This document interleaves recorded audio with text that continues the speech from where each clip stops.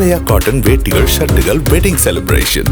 சென்னை பெங்களூரு இடையேயான IPL போட்டியின் ஆரம்ப கட்டத்தில் கிரிக்கெட் ரசிகர்களின் இதய துடிப்பு என்பது விண்வெளி வரை கூட கேட்டிருந்தாலும் ஆச்சரியப்படுவதற்கில்லை.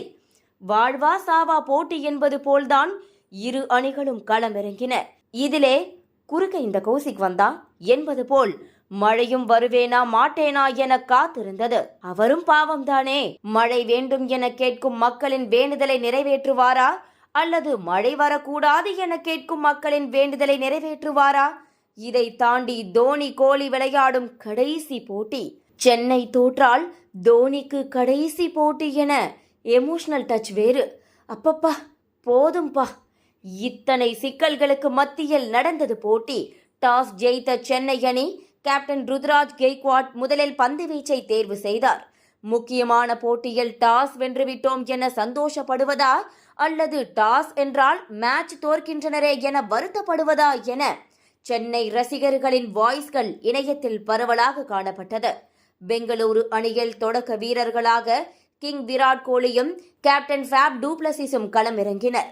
தொடக்கத்தில் இருந்தே அதிரடியாக ஆடிய இருவரும் 3 ஓவர்களிலேயே 31 ரன்களை எடுத்தனர். ஆனால் மழை வந்தது. மழை வந்ததும் ஆட்டம் நிறுத்தப்பட்டது. மீண்டும் ஆட்டம் 8:25 மணிக்கு தொடங்கியது.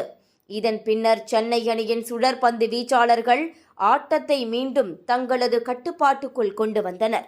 பவர் பிளேவில் 3 ஓவர்களை வீசிய சென்னை அணியின் வேகப்பந்து வீச்சாளர்கள் 31 ரன்களை வாரி வழங்கிய நிலையில் சுழற்பந்து வீச்சாளர்கள் 3 ஓவர்களை வீசி 11 ரன்களை மட்டுமே விட்டுக் கொடுத்தனர். ஆனால் அடுத்த சில ஓவர்களிலேயே மீண்டும் அதிரடிக்கு திரும்பினார் கோலி மற்றும் டூப்ளசிஸ். அதிரடியாக ஆடிய கோலி 9.4 ஓவர்களில் 47 ரன்களை எடுத்த நிலையில் ஆட்டமிழந்தார்.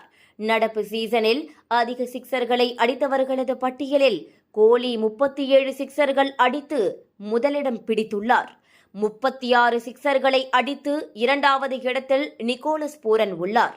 அது மட்டுமின்றி நடப்பு தொடரில் 700 ரன்களை கடந்துள்ளார் விராட் கோலி. 14 போட்டிகளில் 708 ரன்களை குவித்து சீசனில் அதிக ரன்களை அடித்தவர்கள் பட்டியலில் முதலிடத்தில் உள்ளார்.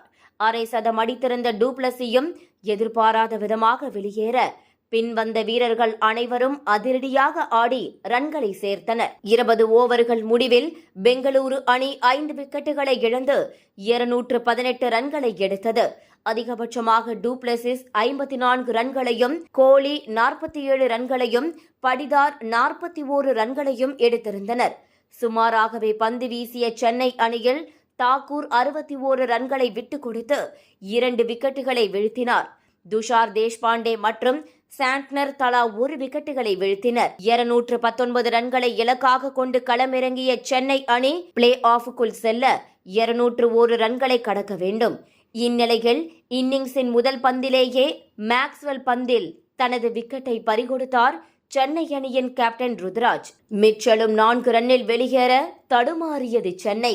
பின்வந்த ரஹானே ரச்சினுடன் இணைந்து இருவரும் அசத்தலாக ஆடி அணியை மீட்டு கொண்டு வந்தனர். நிதானமாக ஆடி ரன்களை சேர்த்த ரஹானே 33 ரன்களுக்கு ஆட்டமிழந்தார். பின் வந்த தூபே தடுமாறிய நிலையில் மறுபக்கத்தில் அதிரடியாக ஆடி ரன்களை சேர்த்தார் ரச்சின்.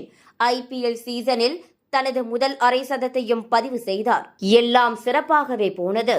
ஆனால் சின்ன தவறு செய்து சென்னைக்கே வில்லனாக மாறினார் தூபே. டீப் பேக்வர்ட் ஸ்கொயர் லெக்கில் ரச்சின் அடித்த பந்தில் 2வது ரன்னிற்கு தூபே ஓடி வர ரச்சின் ரன் அவுட் ஆனார். ஓடி வருவதற்கான கால் செய்தது என்னவோ ரச்சின் தான்.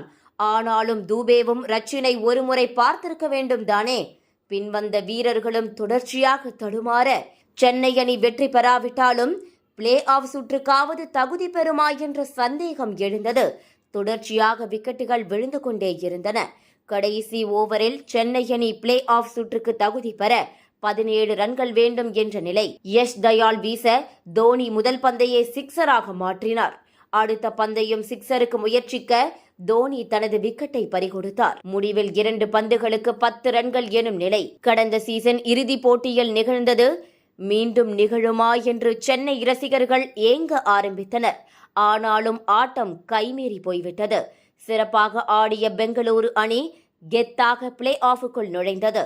போட்டியின் திருப்பு முனையாக அமைந்தது ரச்சின் ரவீந்திராவின் ரன் அவுட் எனலாம். தூபேவுக்கு பந்துகள் சரியாக விழாத போது ரச்சின் பந்துகளை சரமாரியாக அடித்து ரன்களை சேர்த்தார். அவரது விக்கெட் ஆட்டத்தையே மாற்றியது. தொடரின் முதல் பாதியில் தொடர்ச்சியாக தோல்விகளை சந்தித்த பெங்களூரு அணி தொடரின் பிற்பாதியில் தொடர்ச்சியாக வென்று சாதனை படைத்துள்ளது.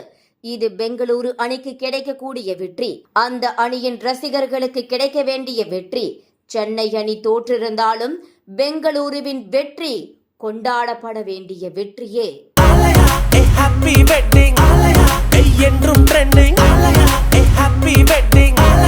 ஆலயா காட்டன் வேட்டிகள் ஷர்ட்டுகள் வெட்டிங் செலிப்ரேஷன்.